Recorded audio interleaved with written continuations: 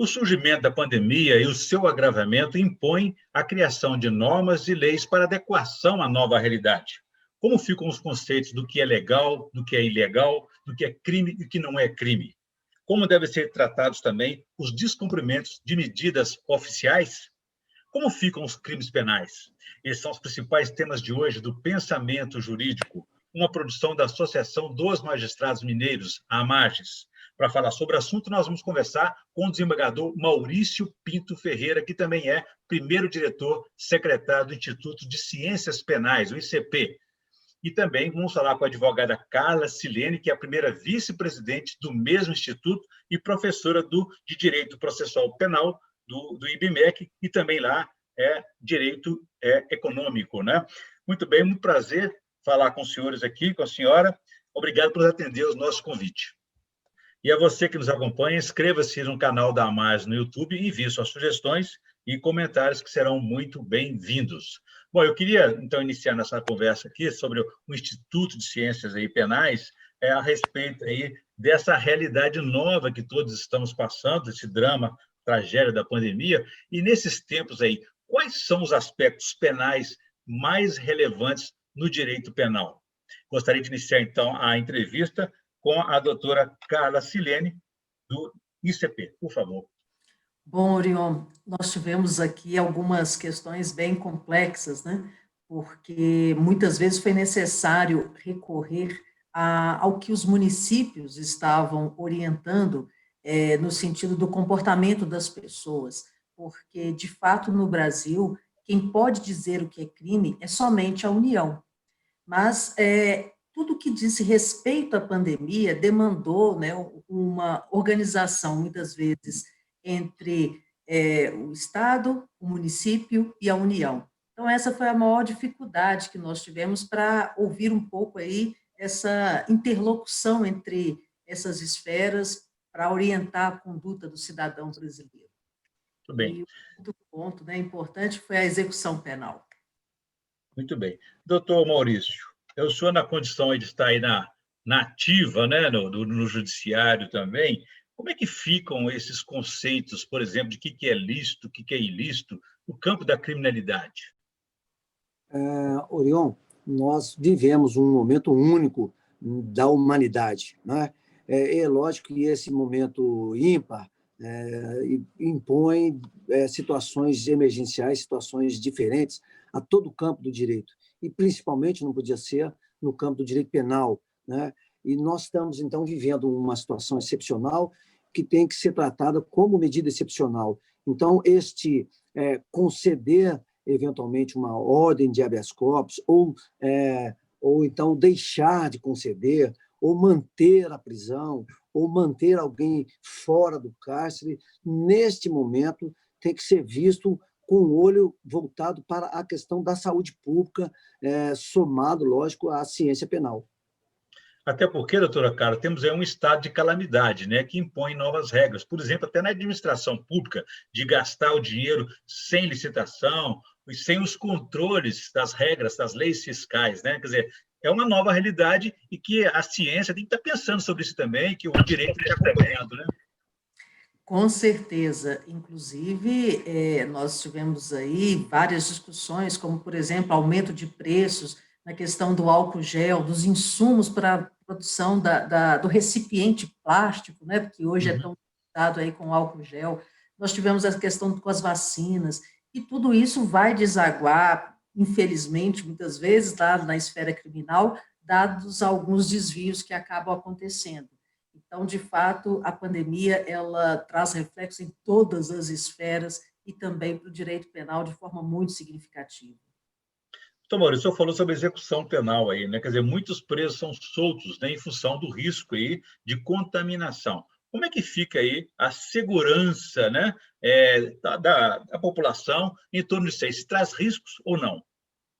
É inegável que você manter os presídios da forma que ele funcionava antes da pandemia, com entradas de novos detentos e saídas de detentos a todo instante, traz riscos à sociedade, na medida em que alguém pode levar o vírus para dentro do presídio ou alguém de dentro do presídio trazer o vírus para fora do presídio. Isso é inegável. Então, nós temos que pensar hoje sobre essa ótica. Por isso, hoje, muito usado, né, as medidas cautelares diversas, previstas no artigo 319, e principalmente, entre elas, a prisão domiciliar, né? Tem sido uma das saídas hoje para evitar esse fluxo de pessoas dentro do presídio, esse entra e sai de pessoas dentro do presídio. É nesse ponto. Sim, doutora Carla. Se me permite, inclusive, eu queria até acrescentar, né, nessa questão da movimentação, algo curioso que a gente tem assistido, mas não menos grave, infelizmente, é que, se de certo modo, no período das restrições de locomoção, a dita criminalidade de rua, de algum modo, teve uma redução, por outro lado, alguns crimes ganharam números maiores e, às vezes, que não estão chegando às autoridades. Como, dentro de casa, né? Exato. A violência doméstica e a questão relacionada a maus tratos a crianças e adolescentes. Isso tem sido fonte de muita preocupação para os profissionais do direito nesse período da pandemia. E é nesse contexto, doutora Carla, que se reveste de muita importância, por exemplo, a existência do Instituto de Ciências Penais, que já está completando aí 21 anos, né, sobre o pensar, o aprimorar o direito penal dentro do Estado de Direito. Quer dizer, a realidade é muito dinâmica, então é preciso pensar o direito também de forma que ele acompanhe, que ele siga essas novas demandas da sociedade, não é? Com certeza, né? O Instituto está aí completando 21 anos, criado em 1999, com o intuito realmente de trazer uma contribuição dos profissionais, né, que se dedicam também à área acadêmica aqui em Minas Gerais, e auxiliar, né, não só na construção da interpretação da lei, mas muitas vezes atuando junto às entidades legislativas na produção dessa lei, o que hoje tem se destacado assim, de suma relevância para que não haja uma ruptura entre os anseios, aquilo que a sociedade precisa, e a produção legislativa e interpretação e aplicação dessa lei. De fato, esse aí é o nosso maior objetivo.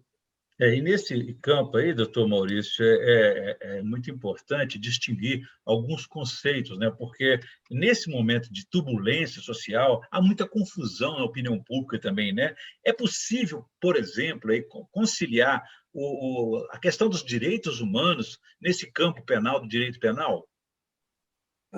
Orion, como a própria doutora Carla falou, o ICP ele tinha, de início, como objetivo, criar um fórum de debates, né, de discussão, de estudo, para que nós pudéssemos aprimorar a cada dia mais, não só a nossa lei penal, mas também a execução de pena. Hoje, esse instituto já ganhou praticamente, podemos dizer, o Brasil e o mundo, né? Porque a pandemia também acelerou a questão do uso da internet para todo mundo. Então, nós temos esse lado, esse viés ruim da questão da saúde, mas houve esse viés de explosão, de boom da internet. Então, hoje, o nosso objetivo maior também, como estamos fazendo aqui, é transferir à sociedade conhecimentos, né, do porquê que as coisas são assim, naquela época da filosofia do direito, do ser e do dever ser. Por que nós somos assim e por que precisamos fazer assim, né? E como a doutora Carla também falou, pegando aqui um gancho, muitos crimes que existiam na clandestinidade, dentro dos lares, por exemplo, agora estão nos aflorando, porque todo mundo tem usado as redes sociais hoje têm sido a vitrine, então esses crimes que dificilmente chegavam ao conhecimento da autoridade pública, hoje têm chegado. É lógico que isso é uma questão ruim, como, por exemplo, violência doméstica, como, por exemplo, crimes sexuais, né, que são realizados dentro dos lares. Isso tem aflorado e tem chegado ao conhecimento da autoridade. O que nós, principalmente do ICP, juristas, profissionais, estamos buscando é uma sociedade melhor. E a sociedade só será melhor na medida em que ela conhecer melhor não só os seus direitos, mas, acima de tudo, as suas obrigações. E nesse sentido, doutora Carla, É importante ressaltar que o papel do Instituto de Ciências Penais aí é de uma formação continuada, buscar cada vez mais esse aprimoramento. Como é que esse estudo, esse debate, chega, por exemplo, aos juristas, aos magistrados em especial? Bom, nós temos várias formas hoje. Um que eu considero a nossa menina dos olhos no momento é o chamado ICPcast, né? Hoje nós estamos aí com divulgação de vários assuntos, vários temas que são do dia a dia do profissional dessa área e podendo ser acessado aí através do Spotify, do YouTube. Então, isso tem sido para nós a menina dos olhos. Além disso, a gente tem a chamada revista científica, uma produção semestral. Temos também a realização do boletim, que esse boletim ele circula com notícias, lançamento de livros, eventos, entrevistas, pequenos artigos sobre os temas do momento e que facilitam essa comunicação. Mas tem um projeto que eu sei que o doutor Maurício tem muito carinho para ele, vou deixar para ele contar, que é o ICP Jovem, que tem assim, um trabalho bem bacana, né, doutor Maurício? Deixa para o senhor contar um pouquinho dele. Então, doutor Maurício, qual que é essa novidade do ICP Jovem? O que ele busca? Faz um diálogo com a academia também, com a formação inicial aí dos juristas e operadores do direito? É sempre bom e é sempre bacana a gente, por mais que o tempo passe, os cabelos fiquem brancos, mas a gente sempre se sentir jovem, né? O jovem tem aquele ímpeto de heroísmo, de fazer isso, aquele impulso, e esse impulso da gente nos movimenta, nos faz acontecer, né? Senão a gente começa a ficar estagnado. E o nosso ICP Jovem, nós temos uma diretoria específica para o ICP Jovem.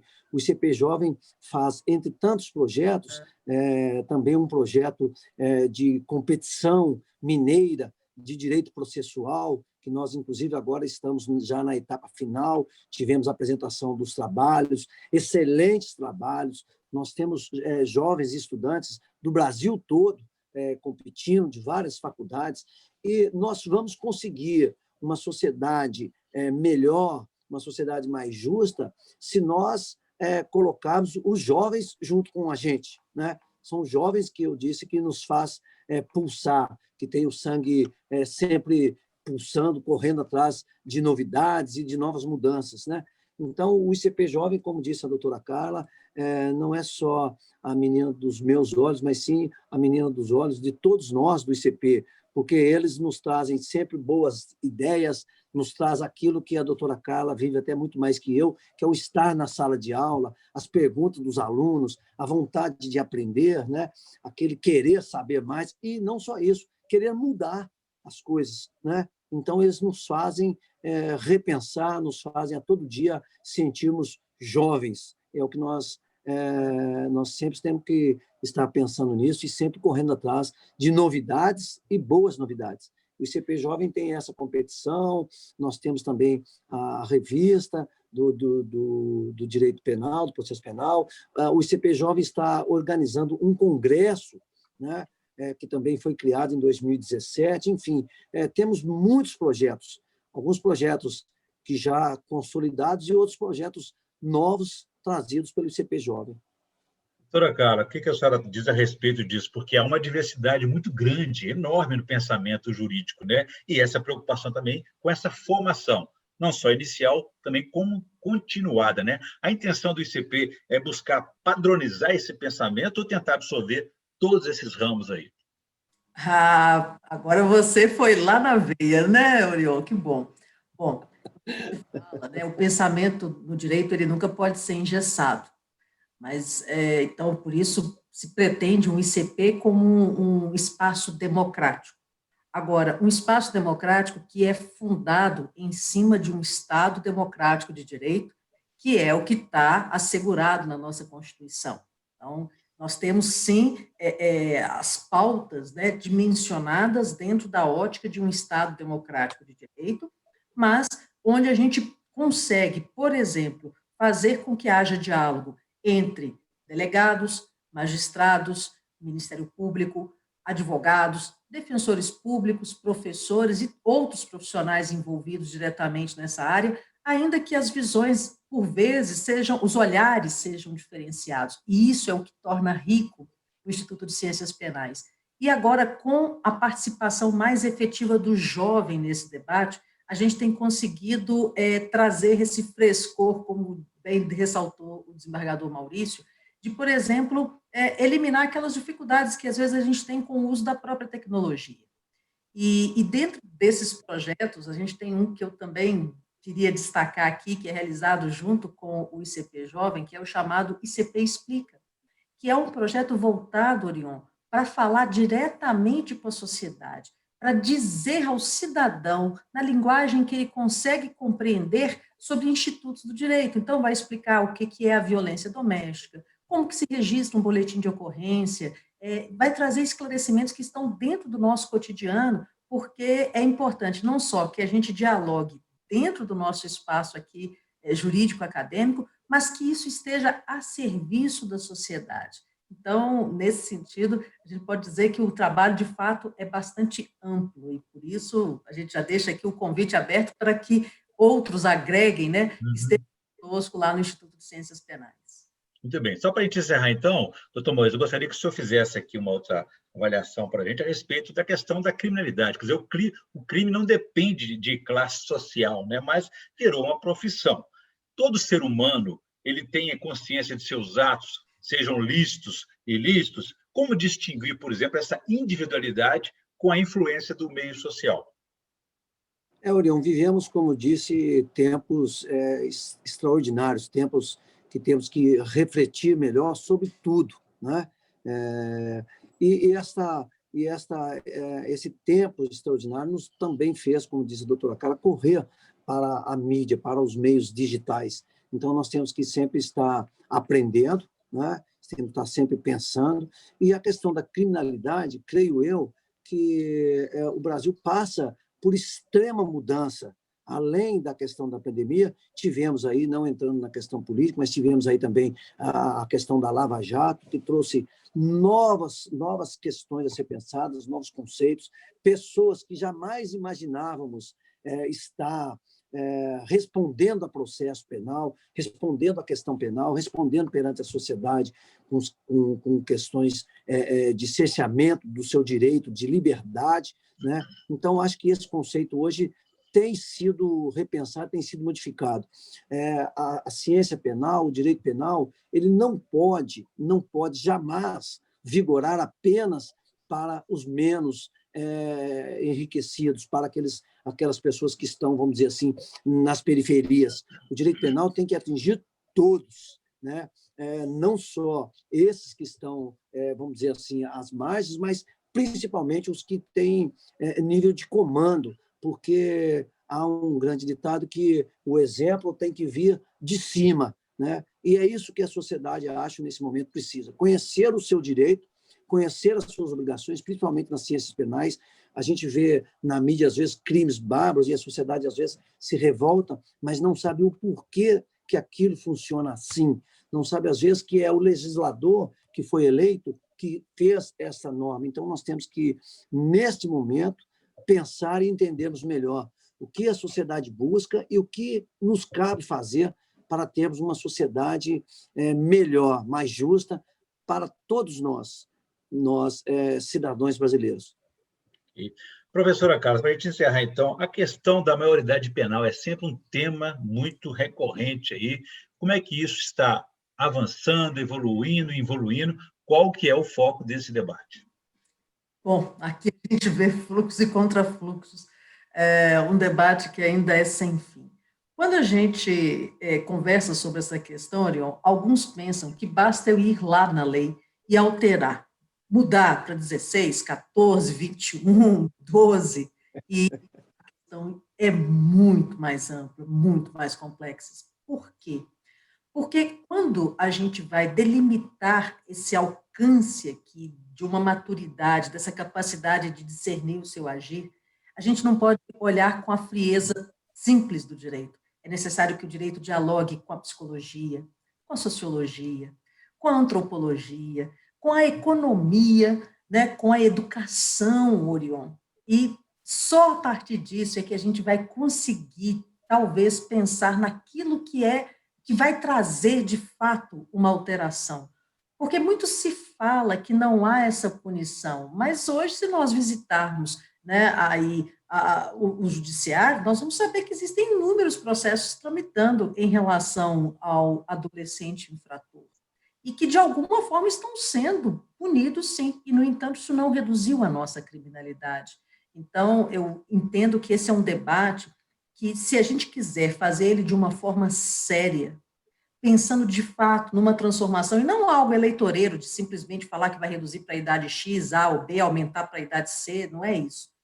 Mas se a gente quiser um debate científico, sério, e que reverta em benefícios à sociedade, nós vamos ter que convidar outros profissionais de outras ciências para contribuir para que a gente possa ter um consenso. A importância da ciência, né? E como o tema é muito amplo, são várias ciências, a interdisciplinaridade aí, professora Carla e desembargador Maurício, nós temos que realizar outros programas, porque esse formato nosso aqui nos impede de avançar nesse debate. Então, vocês ficam convidados aí, fiquem convidados para os próximos debates, temas, e sempre combinado aí com o contexto social que nós estamos vivendo. Quero agradecer, então, a participação da professora Carla e também do desembargador Maurício Pinto Ferreira aí, nesse debate aí, discutindo sobre a importância desse estudo, né, da discussão do direito penal e também da importância que o Instituto de Ciências Penais tem nesse momento. Obrigado pela participação. Muito obrigada, Orion. Um grande abraço a todos e venham participar conosco do ICP. Orion, eu que agradeço também a você, a doutora Carla, a todos aí da AMAGES, e convido todos a acessar a página do Instituto de Ciências Penais, as redes sociais do Instituto de Ciências Penais, o YouTube. Nós temos, como a doutora Carla falou, vários projetos para que o cidadão, né, para que o jovem advogado, principalmente, conheça a nossa ciência penal. Instituto extremamente importante para que possamos viver numa sociedade mais digna e mais justa. Muito obrigado a todos vocês. Obrigado, uma boa notícia, então, para iniciarmos esse 2021. Desejo a todos muita saúde, muitas vacinas, máscaras, e vamos aí buscando cada vez mais esse aperfeiçoamento, né? Obrigado a todos. E aqui, você que nos acompanhou até agora, pode ver e rever esse programa nos canais da AMAGES, no YouTube, nas redes sociais e também no site da associação. Obrigado e até a próxima. Obrigado. Boa tarde.